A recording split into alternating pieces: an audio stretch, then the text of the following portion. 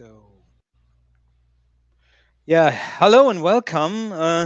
Hallo und willkommen. This webinar will be in English because I have an English-speaking guest, Cosmos Darwin, directly from Bellevue near Redmond.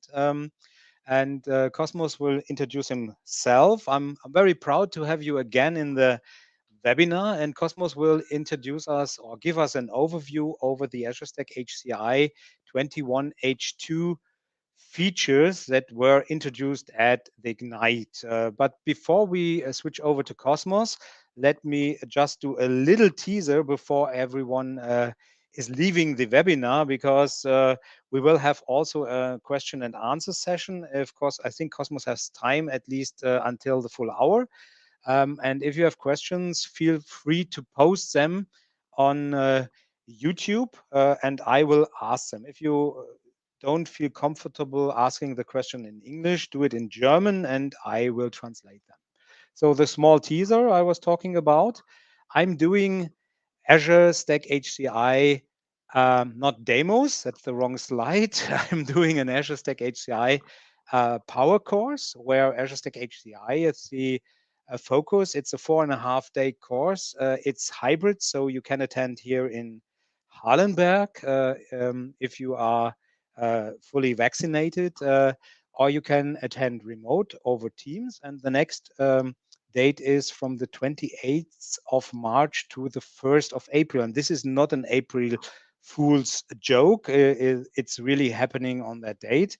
If you want to have more infos, just look at the internet site powercourse.net. So now, without further ado, let's switch over to Cosmos. So I will stop sharing my screen. I hope I don't do anything wrong, and you can share your screen. Hi, Cosmos. Hi, Karsten. Let me take over sharing here, and let me know if and when you are able to see these slides. Is this coming through? Yes, it's coming through. Brilliant. Okay. Well, hello, everyone. Good evening, I would imagine, for most of you. Thank you so much for taking the time to join this webinar. As Karsten said, we'll be presenting. I'm coming to you live from the United States, and I do not speak German. So my name is Cosmos Darwin. I lead the product management team for Azure Stack HCI within the Azure Edge and Platform organization. So my team and I are responsible for essentially everything in the Azure Stack HCI product. If there are scenarios or features that it needs to have, that's what my team and I work on. And we were sort of very excited to announce a number of things that we've been working on for several years at Microsoft Ignite just a few weeks before the holiday in November. And so when Karsten gave me the opportunity to come here and share that with you, I eagerly took him up on it. So that's what we're going to cover for the next little bit, is just kind of a level 200 overview of everything that's new for Azure Stack HCI. And if you haven't looked at the product in a year or two, then I think a lot of this you'll hopefully find pretty exciting. So without any further ado, I'm going to dive in, and I'll try to move at a reasonable pace so that we have at least a little bit of time for some questions and answers at the end. All right. Now, I'm not going to cover the absolute basics about what Azure Stack HCI is. I'm assuming that if you've joined this webinar, if you've worked with Karsten in the past, then probably you at least know a little bit about Azure Stack HCI already. So I'm not going to cover the level 100. I'm going to dive really into what's new and sort of a little bit more content. The one thing I do just want to make sure I'm clear about is we're going to talk a lot about Azure today. I'm going to talk about Azure Workloads and Azure Benefits and Azure Features and Azure Management and Azure Resource Manager. I'm going to talk Azure. And you might get the impression that this is actually something that is hosted in a Microsoft data center. And so I just want to be very clear that it's not. Azure Stack HCI is software that you can deploy on your servers that you control on your premises. And there are a lot of ways in which it integrates with our cloud, but I want to be very clear that it is software that you can deploy on your premises using your choice of industry standard servers from your preferred server vendor. Okay, so with that out of the way, let me just dive into what's new with Azure Stack HCI in the most recent set of updates. There's really three big areas where our team has been focusing based on the feedback and the interest that we've heard from our early customers. In general, the theme here is extending the way that you operate workloads and other things in the Azure cloud so that you can take advantage of the same operational paradigms on the edge and on premises with our Azure Stack HCI product. There's a few different pieces to that. First of all, there's a set of workloads that customers associate strongly with Azure, and we're doing what we can to bring those workloads, as many of them as we can, onto Azure Stack HCI, so I'll talk about that. The second is the management tools and the governance tools that are available in the Azure cloud. These are very popular. In fact, it's one of the areas where we receive the most positive feedback in Azure is the management experience through the portal. And so extending that onto Azure Stack HCI is something I'll talk about. And then the third one, and it's very important, is the innovation that we're able to make in the infrastructure itself that underpins Azure because of the scale that we have, right? Azure is such a massive deployed product that we're able to make investments to optimize and improve and tune certain things that might have been prohibitive otherwise. And our goal is to bring as many of those investments as we can to Azure Stack HCI as well. So these are kind of the three big topics that I plan to cover over the course of this webinar. We can start then with workloads and benefits. Workloads obviously are the most important thing for any cloud or any infrastructure, right? The only reason that you have a cloud or the only reason that you have infrastructure is because there are applications and workloads that you need to run. And so this is really at the heart of everything that we do. The most important workload of all, and the most popular workload of all, is Windows Server. This is true not only on Azure Stack HCI, but in fact, more broadly, every organization that I've spoken to has a Windows Server estate that they are committed to not only maintaining, but actually continuing with into the future. And there are a number of reasons that when you run a Windows Server workload on Azure, it's actually a better experience for you as an administrator than what you would get elsewhere. Our goal with Azure Stack HCI is to bring as many of those benefits that you associate with running Windows Server in Azure and extend those onto Azure Stack HCI. So there's three in particular that I want to talk about. The first is Windows Server 2022 Azure Edition. If you haven't heard of this already, it's a special edition of Windows Server that is designed specifically to run inside of virtual machines on Azure and on Azure Stack HCI. And there are unique capabilities that are only possible with the Azure edition of Windows Server 2022. My favorite is hot patching. This lets you update Windows while it's running without restarting. You can literally hot swap in-memory binaries so that you can update the OS without needing to restart the OS. This is a game changer. It sort of upends a paradigm that we've all been used to for such a long time, right? For decades, updating Windows means restarting Windows. Not anymore. With Windows Server 2022 Azure Edition, you can update without restarting. This is available inside of VMs in Azure, and you can also, if you have an Azure Stack HCI cluster, run the Windows Server 2022 Azure Edition on that Azure Stack HCI cluster. But I recognize that not every instance of Windows Server is running the latest version. In fact, far from it. There is a whole distribution of different versions from 2008 to 2012, 2016, 19, and now 2022. And for some of those older versions of Windows, it can be difficult to modernize if the application was written by someone who's no longer at the company and you don't really know how the application works and nobody really wants to make the investment. So it can be difficult to get off of some of those older versions of Windows. For this reason, for a few years now, Azure has offered free extended security updates for older versions of Windows. So if you take a Windows Server 2008 VM, for example, and lift and shift it into Azure, then you get free extended security updates. But what if you can't lift and shift it into the cloud for whatever reason? Maybe it's a compliance reason, maybe it needs to access an on-prem database, whatever the reason. Well, now you can lift and shift older versions of Windows onto an Azure Stack HCI cluster on premises, and you get the free extended security updates just like you would in Azure Cloud. And that applies to Windows Server and SQL Server, both the 2008 and R2 versions, and also the 2012 and 2012 R2 versions, which are right around the corner because as of last week, we have 1 year until 2012 and 2012 R2 reach their end of support date. And then last but not least, regardless of which version of Windows you're running, activating and licensing Windows is really simple in Azure Cloud compared to how it is on premises, right? There's no keys, there's no truing up that you need to do. You can simply pay for the Windows Server guest license through your Azure subscription, and all of the activation is taken care of for you. You can also, of course, bring your own license if you'd like. We've also extended this option now to Azure Stack HCI. So if you have your own license, you can just bring it. But if you don't, you can conveniently pay through your Azure subscription, and there's no keys or anything like that to manage. Now, the way that these benefits all work is not just some sort of a policy from Microsoft. There's actually real engineering that we've had to do to make it possible for these benefits of Windows Server to work on an Azure Stack HCI cluster.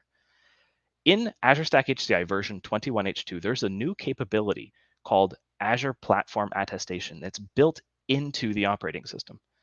The way that this works is on every node in your Azure Stack HCI cluster, there's a service running called the HCI service, or HCI SVC, that reaches out to the Azure cloud and actually obtains a certificate from Microsoft's root certificate authority. And then it downloads it and stores it inside the enclave on each of the host servers. Then it exposes a REST endpoint that the virtual machines running on the cluster can access.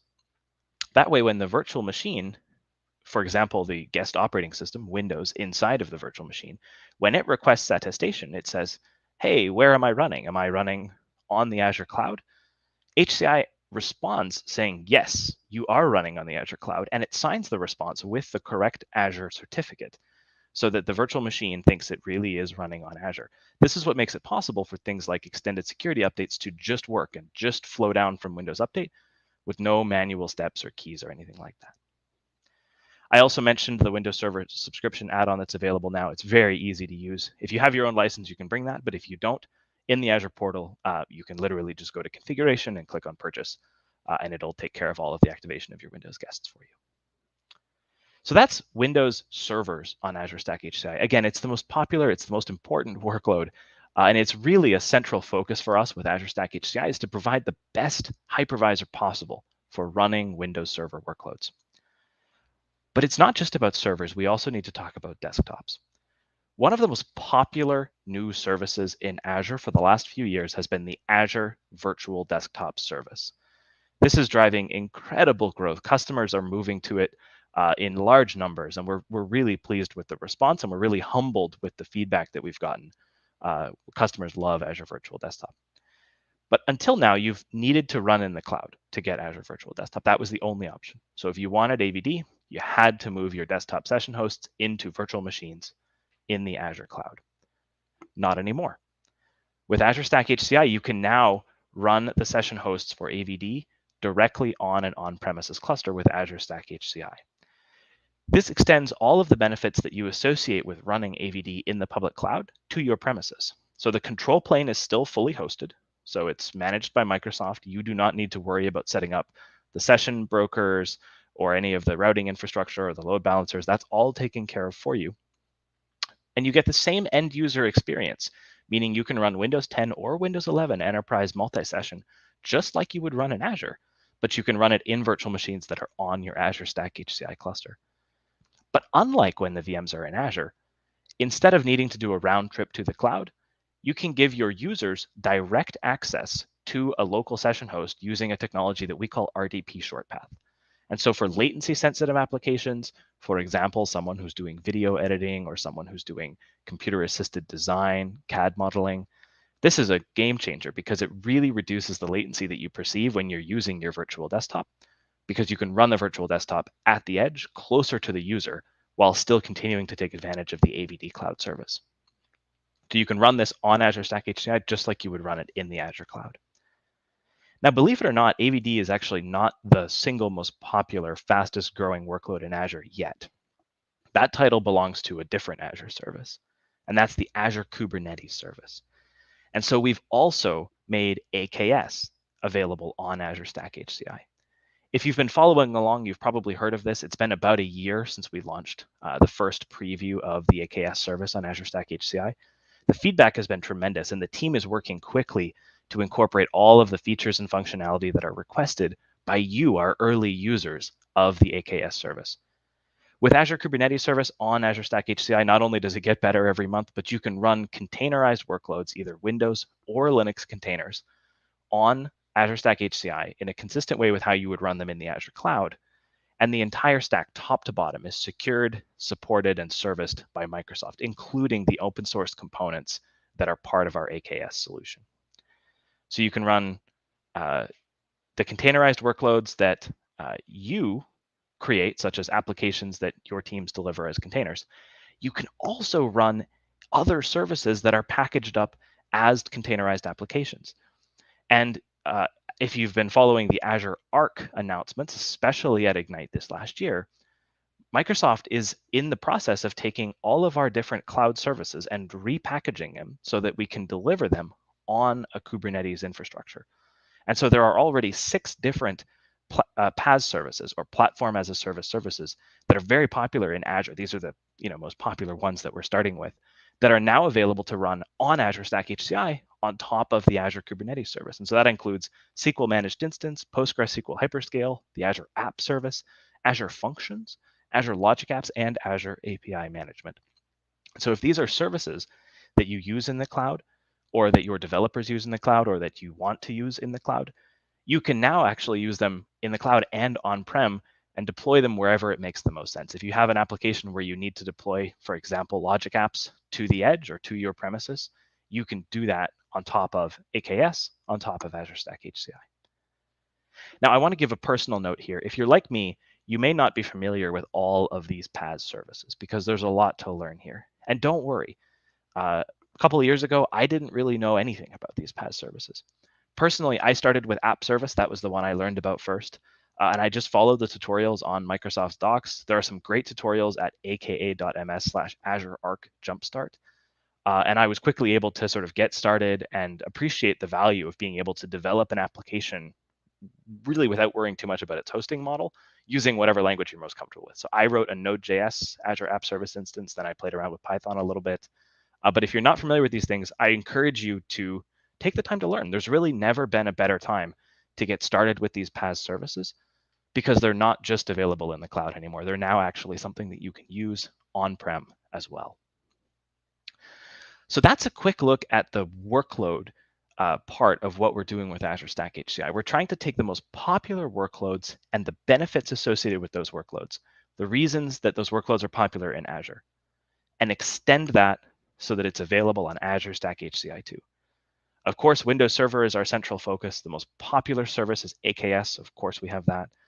There's PaaS services that are available to run on AKS. And probably the biggest news of all from Ignite last year is Azure Virtual Desktop, also an incredibly popular workload in Azure that is now available on Azure Stack HCI, including the Windows multi-session hosts. So those are the workloads and the benefits that we're working on, but that's just one piece of the puzzle. I talked before about workloads, management, and infrastructure. So let's switch gears now and let's talk about management. In Azure, there's a set of management tools that you use sort of all the time.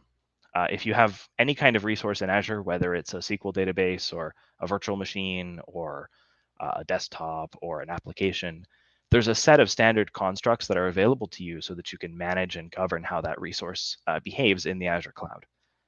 And with Azure Stack HCI, our goal is to bring as much of that as we can and extend it to on-premises so that you can use those same tools to manage workloads on your servers. The first and most important piece of that is integrating with the Azure Resource Manager. The Azure Resource Manager is kind of an underappreciated technology. Frankly, I think it's amazing. And many people don't spend very much time thinking about it or talking about it.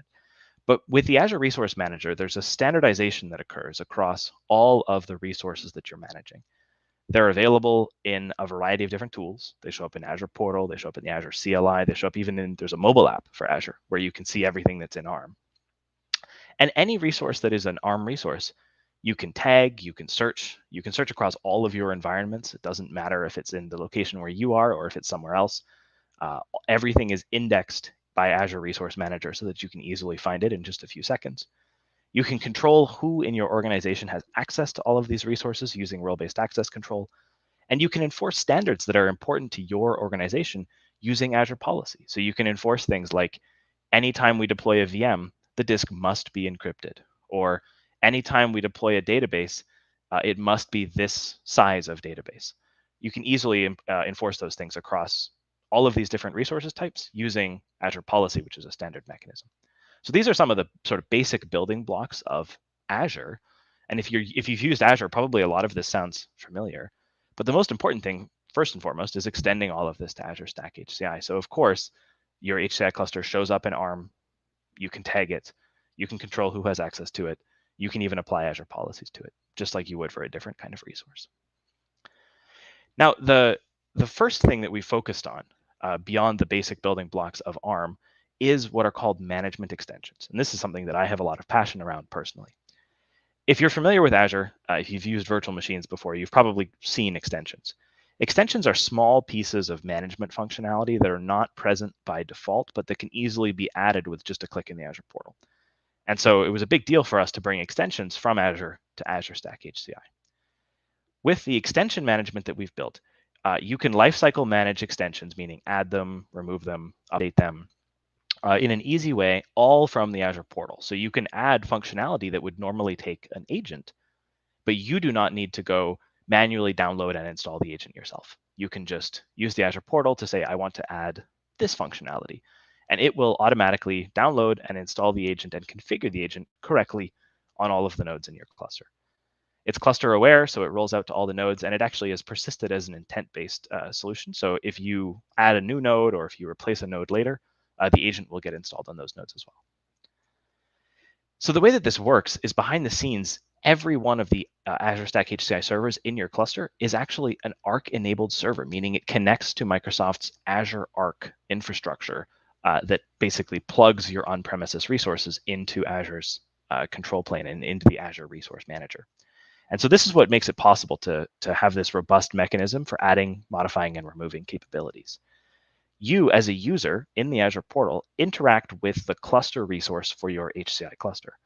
But behind the scenes, the resource provider for Azure Stack HCI actually talks with each of the Arc-enabled servers and says, hey, you should have the following configuration applied to you. And then on each of the nodes where the Azure Arc infrastructure is running, it will reach out to the cloud periodically and sync any changes that have been applied to the server resource, like node 1 or node 2 or node 3 in the cloud. And so, for example, if you say, hey, I want this cluster to have a particular extension, each of the node resources in the cloud understands that that extension is expected. And the next time that the Arc agent on-prem connects to the cloud, it will automatically download, pull down that agent, and set it up correctly using the configuration that you provided in the cloud. I want to give an example of why this is relevant, because that's very abstract, right? I just talked about sort of how this works behind the scenes. I hope that that's interesting for you. I think it's very interesting how these technologies work. But what's a scenario where this actually makes a difference? Like, why does this matter? And a really good example is monitoring. Something that we hear more and more from our customers is that they don't just have a single cluster or a single location. In fact, it's very common now to have many, many locations and to try to standardize the infrastructure footprint that you install at each location.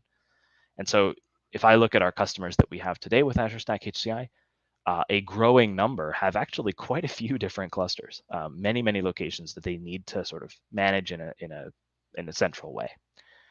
Now, retail is a good example of this. Manufacturing is another good example. In the case of retail, if you have a retail store in many, many cities, of course, you don't have a dedicated IT team in each of those cities. And so there needs to be some way that from headquarters, you can centrally monitor all of these locations. And up until now with our HCI solution, especially with our Windows Server-based HCI solution, we haven't had a great solution for this. There are various things that you can do, but it was pretty limited. And we were getting feedback that we needed to do more. And so this is the first scenario that we tackled with our new tool of extensions. We said, oh, well, extensions are a great way that we can solve this problem. Let's deliver the monitoring capability as an extension. And so that's why we built MultiCluster Monitoring in the Azure portal. It's an Azure native solution, so there's nothing that you need to integrate. There's no database or third-party software or anything like that. But it's this highly scalable, designed for hundreds of clusters, regardless of where they are, way that you can monitor the basic performance and health and resource utilization of your Azure Stack HCI clusters from the portal. And it's very customizable. So what you'll see is we've built kind of a basic first version. We are going to add to it over time. We have some things we're working on right now. But also, you are empowered to change the visualizations, change the queries, or extend it in any way that you want, just like you could extend any of the insights or monitoring pages that are in the portal. So Right now, if you have an Azure Stack HCI cluster and you go to Azure Monitor, you'll see on the left-hand side all of the resource types that Azure Monitor knows how to monitor. And one of them that shows up in the list is Azure Stack HCI. And so you can see your cluster there. And this does not require, again, any kind of fancy onboarding or setup or anything. You simply add the monitoring capability to the cluster, and then it shows up here. And so in this view, I can see I've got multiple clusters. I've got my Altail one, I've got Atlanta, Boston, and others, all of which show up in this single pane of glass. And I can get a basic overview of whether they're healthy, CPU and memory usage, and information along those lines. Now, again, I like to talk about how these things work. So behind the scenes, what's going on here is, as a user from the Azure portal, I've added the monitoring capability. And now on each of the nodes in my cluster, the Microsoft monitoring agent, and we're in the process of transitioning to the next gen of this, which is called the Azure monitoring agent. The monitoring agent collects a set of information, including like logs and metrics. And those are uploaded from the on-premises servers into a log analytics workspace that is sitting in a resource group of your choosing in Azure. By the way, this information is the same information as we surfaced from the health service. And so it's the same information that you would see in Windows Admin Center. It's even the same information that you would see in System Center Operations Manager. So it's the same alerts, the same metrics. That information is sent up to Log Analytics. And then what we've done is we've built this Insights solution, which is essentially an Azure Monitor workbook, if you're familiar with that, as a template. And so it's available to you. You don't need to like go to GitHub or do anything like that. It's just provided in the portal automatically. But because it's a workbook template, you can go to the GitHub, fork it, make changes, and do whatever you'd like. But your experience as a user the first time around is simply that you go to the portal, you go to the Azure Stack HCI resource, and there you see a set of monitoring visualizations that are displayed by this Insights solution. And behind the scenes, it's pulling the data from Log Analytics, which is coming from the agent on each of the servers. So hopefully that gives you a little bit of an idea for actually what's working behind the scenes here. Now, monitoring is just one example. So I talked about this extension infrastructure. It's a very general purpose thing. Monitoring is the first extension that we've added. It's available right now, but there are a number of others, including management capabilities, guest configuration and AutoManage, disaster recovery capabilities, even the ability to just run PowerShell commands from the portal that are coming on our roadmap as we add more extensions to Azure Stack HCI. So over the course of the spring and over the course of this year, you should expect to see really all the extensions that are on this slide become available, and they'll just show up one day in the Azure portal. So you'll go to your Azure Stack HCI cluster and you'll see that additional extensions are available now for you to add just from the cloud with one click. Now, extensions are very infrastructure centric. So I talked a lot there about the cluster itself, the nodes, the health, the CPU, the memory, things like that. Of course, you also need to be able to manage virtual machines from the Azure portal. And so this is one of the most exciting capabilities that we talked about at Ignite in November, is that you can now provision and manage VMs from the Azure portal onto your Azure Stack HCI cluster. You'll see on the left-hand side, if you look at an Azure Stack HCI cluster, that a whole new set of sub-resources have been created. So there's now a resource for each virtual machine. There's a resource for virtual networks and VM images, even for the disks that are attached to your virtual machines. What's nice about being able to provision and manage VMs from the portal is you get a consistent user experience across the edge and the cloud, right? So you can use the same workflow that you use in Azure today, but you can actually give it to a user so that they can provision a VM on Azure Stack HCI. That includes, by the way, not just the Azure portal experience, like the GUI experience.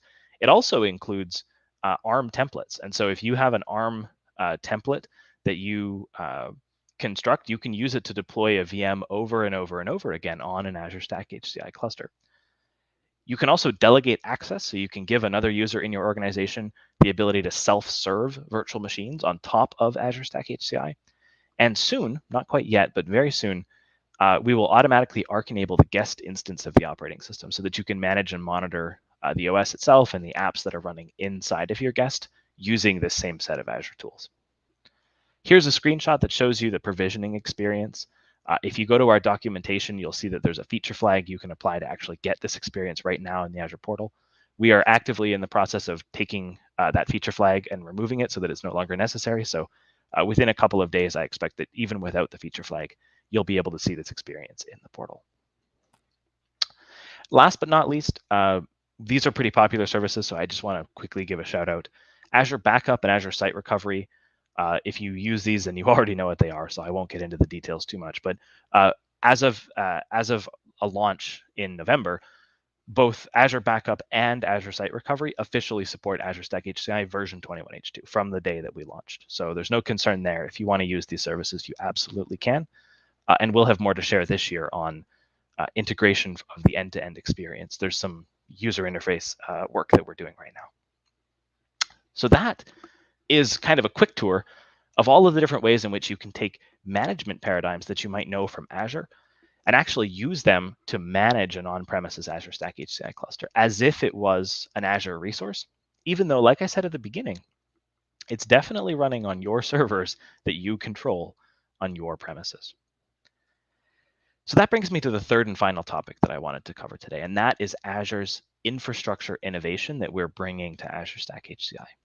To understand what's going on here, it's helpful, I think, for me to give a little bit of backstory. Within the Azure organization, there's a team that builds the operating system and the infrastructure that we use to run our own cloud. And that's actually our team. So it's the same team, the same engineers who build Azure's infrastructure and also who build our Azure Stack HCI infrastructure. And so they have every incentive to make their own job easier and have it be as similar as possible, right? And if they build a feature that is, in the hypervisor or in the storage stack or in the networking stack for Azure, it's in their best interest to actually make it available for Azure Stack HCI as well, just to keep the two things as similar as possible and make it easier to support. So our team is responsible for both of these things. We literally, some days we are worrying about how to update the millions of hosts that we have in our own data centers. And other days we're thinking about how can we provide better tools for you to update the hosts that you have in your data centers. And so that's kind of the frame, I think, for the infrastructure innovation. Many of these things that I'll talk about are things that we originally needed to build for Azure, and then we said, well, let's put this on-prem as well. Why not, right? It would work with Azure Stack HCI. In Azure Stack HCI version 21H2, we have a number of significant new capabilities. Most of these are, I would say, improvements that apply to most customers. And so if you have an HCI cluster today, if you have a 2-node or a 4-node, or even if you have multiple clusters, probably there is something here that will significantly change, simplify, and improve how you operate your infrastructure. I'll just briefly touch on each of the kind of big ones that is on this slide. The first one is kernel soft reboot.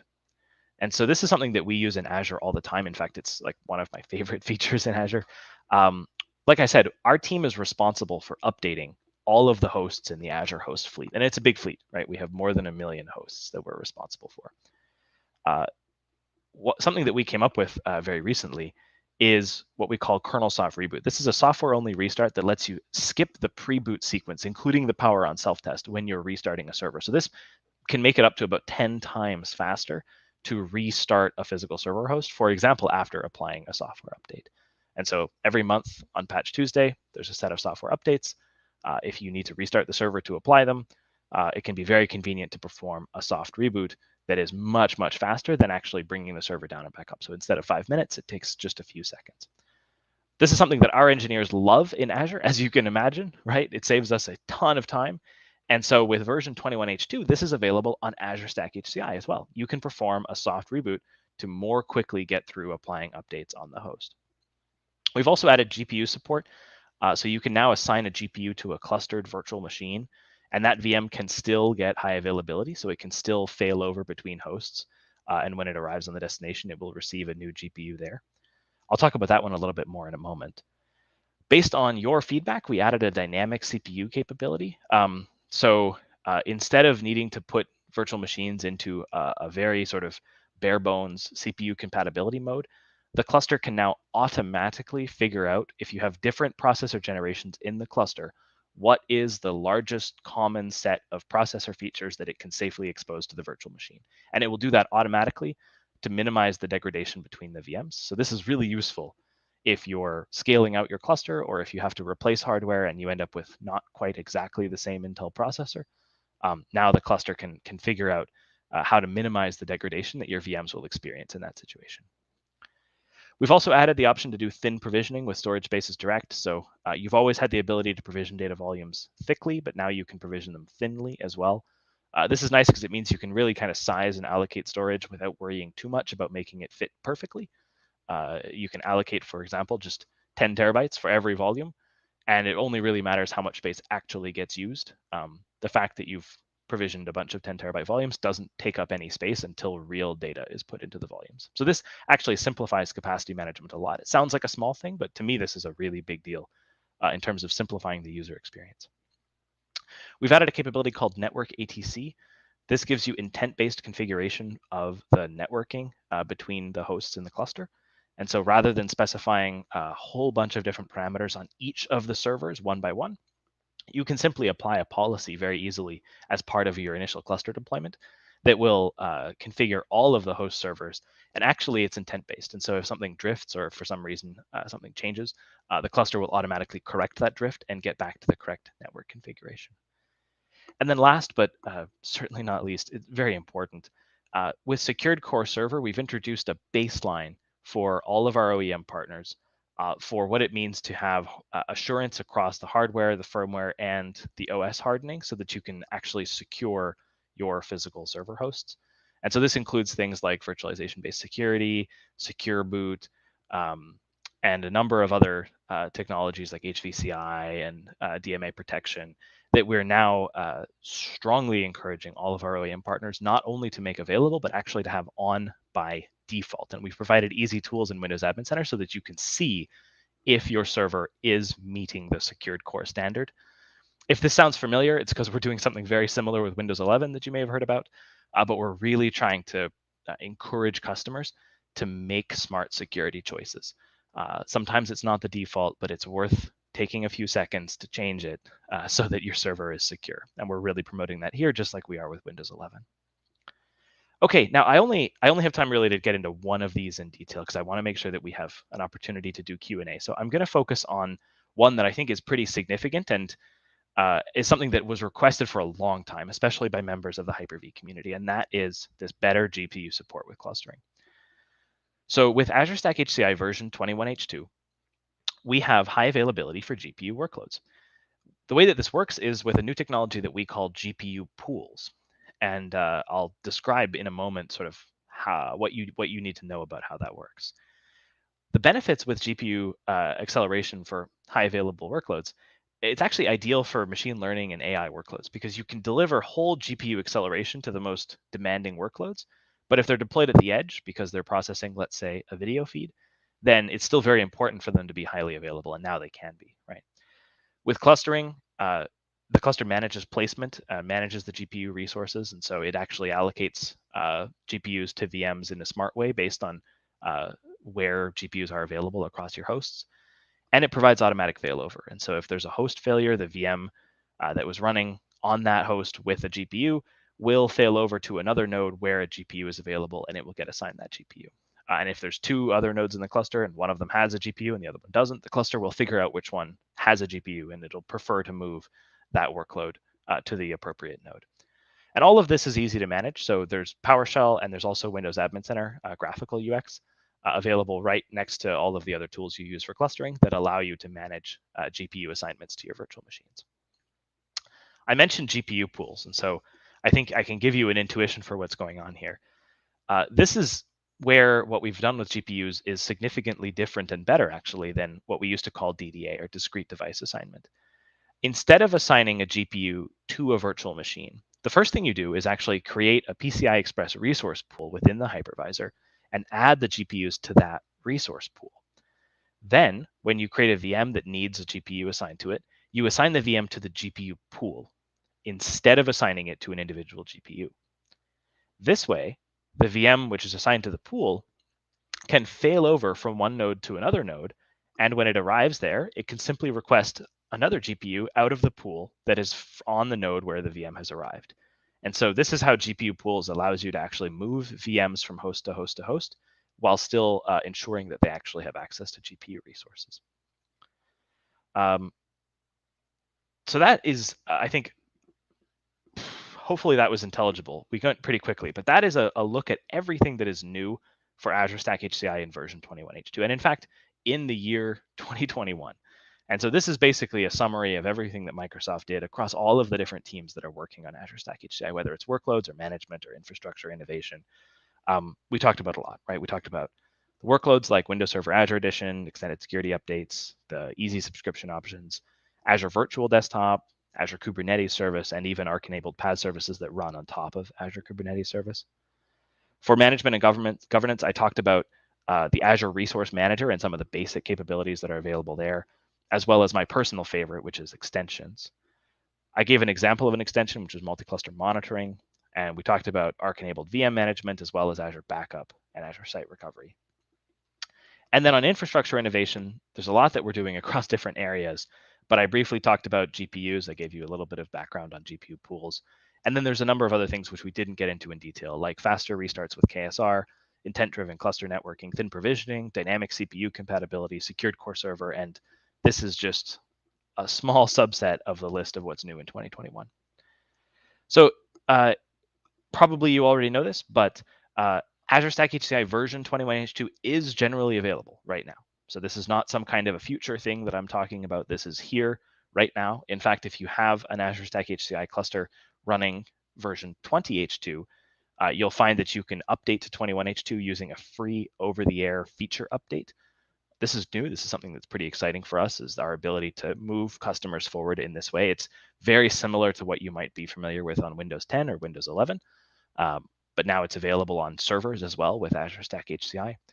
And if you don't already have an Azure Stack HCI cluster, you can find solutions at azure.com/HCI. We not only have a solutions catalog, we also now have a sizer, which is available in preview. And so if you haven't seen that, I encourage you to check it out by going to azure.com/HCI. Okay, that is a quick look at what's new for Azure Stack HCI. Some of the, little bit of how it works behind the scenes, a little bit of a personal touch in terms of which ones are my favorites. Hopefully this was interesting to you. Hopefully you learned something. I hope that this was educational. And Karsten, I think we have about 15 minutes now where we can do some Q&A if anyone has questions, right? Yes, I muted myself. Yes, that's cool. So if you have questions, please ask them in the in YouTube at the comment area, and we have already one or two questions, and I hope we will get more. And of course, I have always questions, Cosmos. So there we can do 15 minutes. So I saw a question from Dennis B, and I think it's not the first time you heard it. And you can read it on the screen. At the moment, there is no solution to make a live migration or Hyper-V replica from an existing Hyper-V environment to a new Azure Stack HCI solution. So I heard that a lot, and I have an experience at a customer last week that I like to share. But first, Cosmos, do you have anything to add to this? Because I hear this question also a lot of times, that Microsoft customers who have Hyper-V already want to easily migrate to Azure Stack HCI, and in the moment it's not really possible. Absolutely, yeah. No, this is a great point and a really fair comment or question, Dennis. So it's true that today you cannot live migrate a virtual machine from existing Hyper-V onto Azure Stack HCI, in spite of some of the technological similarities. The team is in fact, we have a very large team working on addressing this problem. And so we are working on a no downtime solution to migrate virtual machines from on-premises infrastructure, actually not only Hyper-V, I guess that's a bit of a hint, but to be able to migrate from existing on-premises infrastructure to Azure Stack HCI. I expect that we will have a preview of that later this year. Cool. And in the meantime, I was at a customer where we had exactly the same problem. And to add some difficulties, they have 2012 R2 Hyper-V systems, and which is quite different. Yeah, it's quite different, and you have a different configuration for the Hyper-V machines until 20H2 and Windows Server 2019. You could read the old configuration version, but now Server 2022 and Azure Stack HCI 21H2 can't read the old configuration anymore. and it was quite handy that if you use Veeam backup and replication, there's a free version or a 30-day version that is feature complete, and it can do a Veeam replication even from 2012 R2 with the old configuration file to 21H2. So when they implement the replication, they convert the configuration file from the version 5, that is 21H2, uh, 2012 R2, to a version 8. And you can even update it to the version 10 that is Azure Stack HCI using. So with a small downtime, you can implement the replication like with Hyper-V Replica and then switch over to the new machine. I was quite impressed that they even convert the configuration file. So as long as we have nothing from Microsoft, and you hinted there is something in the pipeline, people who want to migrate can use that. And if they do it in 30 days, it's a free offering from Veeam. Yeah, if you're an existing Veeam customer, their products are fantastic, right? No favorites, but I think, man, Veeam's products are there are great. maybe others, but I don't know others in the moment. So if I wasn't going to say others. I'm going to say if you're an existing Veeam customer, right, then the licensing for Veeam doesn't even really matter to you because you already have it. So it's a great option to be able to do this kind of a backup and restore approach to migration. If you're also a System Center customer, then there are some tools available with System Center VMM as well, where you can move a virtual machine from one cluster to another. And it does require you to shut down the VM, but it can still be a fairly quick and painless migration if you're an existing VMM user. So those are two good options. Yeah, with the Veeam replication part, it's not really a backup. It's like Hyper-V replica, so it will replicate the VM over, and then you can switch the sites very easily in minutes, even with very large VMs. So, but you have, of course, a downtime. The VM will reboot, and it takes, let's say, 2, 3, 4 minutes for the switch over. Yeah. Okay, we have more questions here. Yusuf is asking, I assigned a GPU pool to one of the VMs. Do I need to shut down the VM to migrate to another node? Cosmos, do you want to answer that? Yeah, this is a great question. So you're calling out a really good distinction here. So failover and live migration are different things, right? And so the solution that we have today provides you with automatic failover. So if you have, just to use a simple example, a 2-node cluster, and you have a VM with a GPU assigned to it running on node 1, and then node 1 fails, then the VM will start automatically on node 2, and it will get a GPU and then come online, right? And so that's failover. It means that, a few seconds later, things are running, or maybe a few minutes later, things are running again on the other server automatically, even if you're asleep, right? So that's automatic failover. What you're describing is a little different, which would be a live migration where the VM does not shut down. So that's not currently possible with GPUs. It's certainly something that the team is looking at. I shouldn't hint too far in the future, but today, if you wanted to voluntarily move the VM to another node, you would need to shut it down. Now, you probably know this, but Hyper-V has a very convenient option where you can actually make that the default behavior. And so if you set the I believe it's called VM stop action. Man, I'm forgetting the name. But if you set that to be shut down, then you can actually do things like drain a cluster node, for example, and say drain and move all the VMs to somewhere else, and they will automatically, the ones that do not need to shut down will just move. The ones that do need to shut down will quickly shut down, move, and then come back up again on the destination and receive a GPU. So it's not quite the same as live migration, but it's pretty seamless. And hopefully I clarified the question. That's a good question, Yusuf. Thank you. Yeah, I'm also playing with that feature because I have now 4 nodes with a Tesla T4 GPU, and I'm playing around with that. Have some problems there, but I'm working on that with the product. So we have another question here. Of course, it has to be asked because a lot of people are invested in Windows Server and storage spaces direct. So will there still be ongoing investments in traditional on-prem Windows Server storage spaces direct HCI clusters managed with SCVMM and Windows Admin Center? So this is two questions in one. Is Windows Server something that will be invested in? And then an addition System Center. So Cosmos, not so easy questions today, right? This is actually at least 2 questions, but non-bread, thank you for asking. And you look great, by the way. You look delicious. So, okay, there's a few things here. The first one, I think, and it sounds like you know this because you're asking this question, right? Our focus is on Azure Stack HCI for virtualization scenarios and especially for hyper-converged infrastructure scenarios.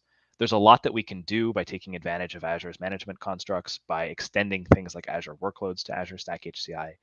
And we think that that's where really there's a lot of possibilities that have there's a lot of exciting possibilities that it makes sense for us to go do engineering work and enable, right? So things like enabling Azure Virtual Desktop, or I described the Azure Platform attestation so that you can get things like Windows Server Azure Edition to run, right? Those are things that nobody else can really do, that we believe our team should prioritize going and doing those things so that these services are available to you on-prem, right? Otherwise, none of this would be available on-prem. So that's really where our focus is on bringing those Azure workloads, Azure benefits, Azure services, Azure management to Azure Stack HCI. And our goal is to provide as much compatibility over and above that as possible. And so, of course, you can manage Azure Stack HCI using System Center VMM. You can also manage it using Windows Admin Center. It joins a domain just like a Windows Server would. And so my goal really is to make it so that if you are interested in hyper-converged infrastructure, and if you're interested in storage spaces direct, it makes sense for you to choose Azure Stack HCI. That's our team's focus. Now, at the same time, Windows Server 2022 came out very recently, and you can absolutely count on there being future versions of Windows Server as well, right? So there will be a version after 22, and there'll probably be a version after that, right? And we don't expect to take away any of the features that are there. So things like Hyper-V, you can, I think, count on that continuing to be in subsequent versions of Windows Server.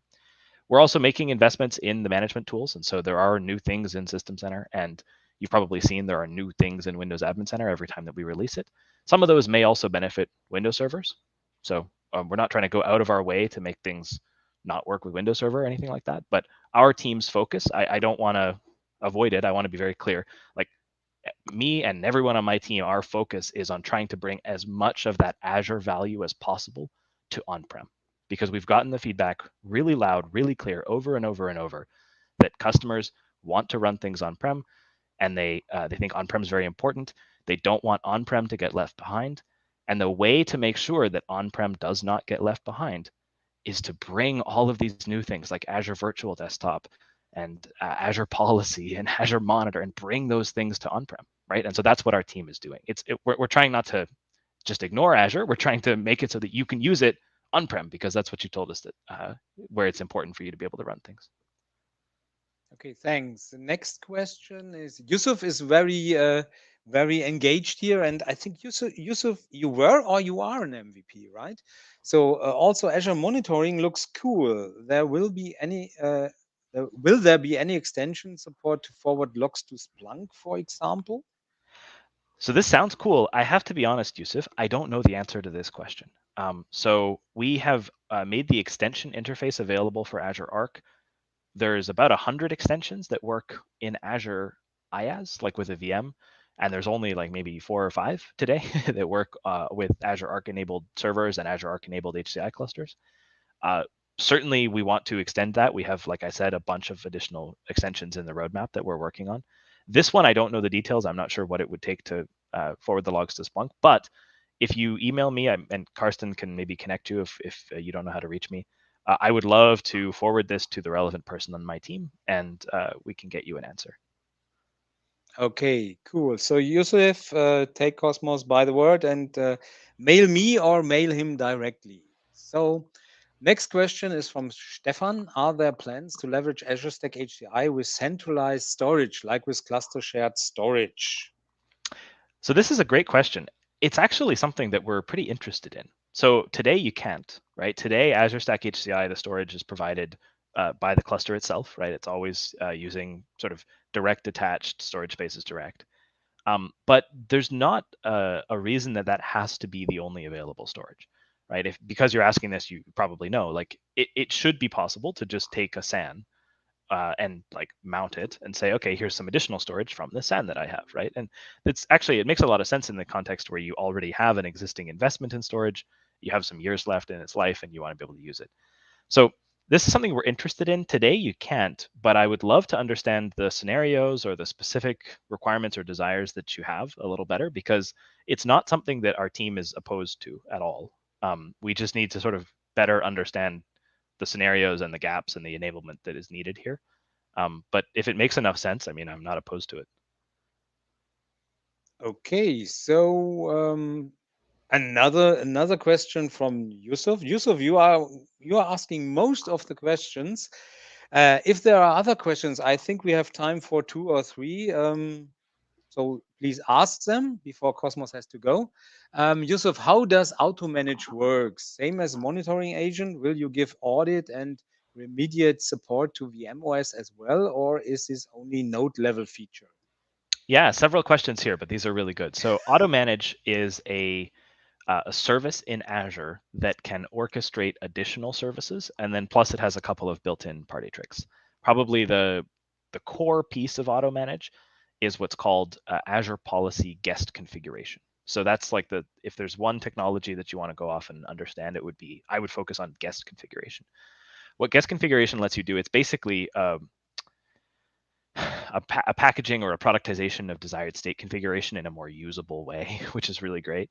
And it allows you to configure, as you say, audit and also remediate the configuration of an operating system instance. So with AutoManage, we're focusing on the enablement for the host servers initially, but that's actually not because it doesn't work for VMs. It's because it already works for VMs, right? Because in Azure, that's how it was originally designed. And so, yes, once we have that available, you'll be able to use it not only for the physical hosts, but also for the guest virtual machines.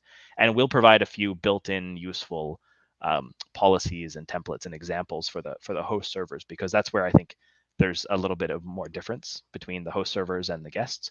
But for the guests, you can use the same AutoManage configuration profiles or the same guest configuration policies as you would use for VMs in Azure. And then AutoManage also has a few other things where it can, for example, you can use AutoManage to actually install other extensions and things like that. But that's, I think, probably secondary to your question. So I think this is also an important question from Chris about Windows Server 2022 Data Center Azure Edition on Azure Stack HCI. Is this a CSP consumption license billed per core, per month? Are workloads licensed like traditional with Data Center Edition? So this is also something I'm not quite sure about. How is Windows Server 2022 Data Center Azure Edition license? Yeah, good question. I will do my best to answer this, but I have to give the disclaimer that I am not the licensing expert, and so it's possible. Never heard that before from a It's Microsoft employee. it's possible that there will be a corner case or something that I don't quite get correct, but I will try to answer this. So there are two ways that you can license the Windows Server 2022 Azure Edition on Azure Stack HCI, and I assume that's the focus of your question is on Azure Stack HCI. The first one is if you're using the subscription option that I described for licensing Windows Server guests. And so if you just go into the product and click the button that says like enable Windows Server add-on for my subscription, then it will bill you, yes, per core per month. It's not per vCPU though. I want to be very clear. It's per physical core. And what it does is it turns on automatic VM activation, or AVMA, just as if you had put in like a data center key. So it's basically a way of paying per core per month for a data center key on the host, and it turns on AVMA, and it will actually enable Azure Edition to activate properly. So that's option one, and that, yes, is available through CSP as well as through just like you can do it yourself with a direct subscription. The other option is if you already have Windows Server 2022 data center licenses and you have software assurance, then I gather that is the same thing. So you can run Windows Server 2022 Azure Edition and just bring your own key, bring your own existing data center 2022 key. I think you need software assurance for that. But to be honest with you, I'm not sure how that's enforced. So I guess I can leave that there. It's possible that there's some additional nuance, but that's my understanding is either option, either bringing your own key with SA or just turning on the subscription. Both of those will allow you to run Azure Edition. So, okay, so we are nearly we are now at 6 p.m. in German time. One last quick question, and I know you have to go, Cosmos. When will there be news about features that will come in Azure Stack HCI in the next versions? Can you give us a hint? Is there a Spring Ignite or something? I didn't found anything online. Yeah, So good far. question. I mean, with the global health situation the way that it is, it's hard to forecast exactly when our conferences will be or what format they will take. But I think you can count on us to have a lot to share over the course of the year. The team is putting the finishing touches right now on our 22H2 update. And so as soon as we have most of the features in place, we'll start doing previews of that. I would guess that that will be in the first half of the year. But if you look at our schedule with 20H2 and 21H2, basically in late spring, early summer, we did a preview.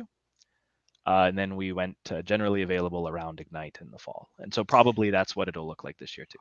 Okay, then I'm looking forward to the next Azure Stack HCI days, and I hope a lot of Microsoft people will present the great features there. So with that, thank you so much, Cosmos, for the presentation and the time you took to answer all the questions. And I hope I see you soon in another webinar or so. I hope we get to do this again. Thank you, Karsten, for having me. And thank you all, everyone who chose to attend. I know it's getting a little bit late there. So thank you for tuning in. It's always great to chat. And yeah, I hope we do this again sometime. Take care. Bye-bye.